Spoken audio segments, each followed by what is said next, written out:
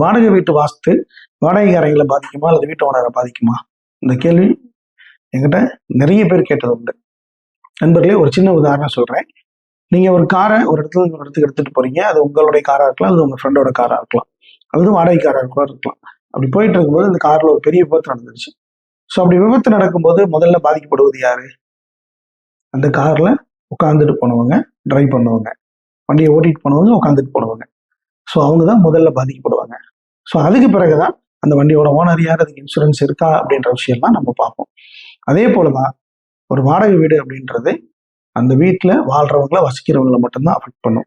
ஒருவேளை அதுல இருந்து நீங்க எஸ்கேப் ஆகி வீட்டு ஓனர் எஸ்கேப் ஆகி நீங்க வெளியே போய் அதை வாடகை விட்டுட்டீங்க அப்படின்னா அது உங்களை பாதிக்காதான்னு கேட்டா அப்பவும் பாதிக்கதான் செய்யும். எப்படி இந்த விபத்து நடந்த பிறகு காருடைய உரிமையாளர் யாரு அப்படின்னு நம்ம தேடுறோமோ அந்த மாதிரி. ஸோ இது 2 பேர்த்துக்குமே பாதிப்பு உண்டு. அதுல முதல் பாதிப்பு அப்படின்றது குடியிருக்கிறவங்களுக்கு, 2வது பாதிப்புன்றது ஓனருக்கு.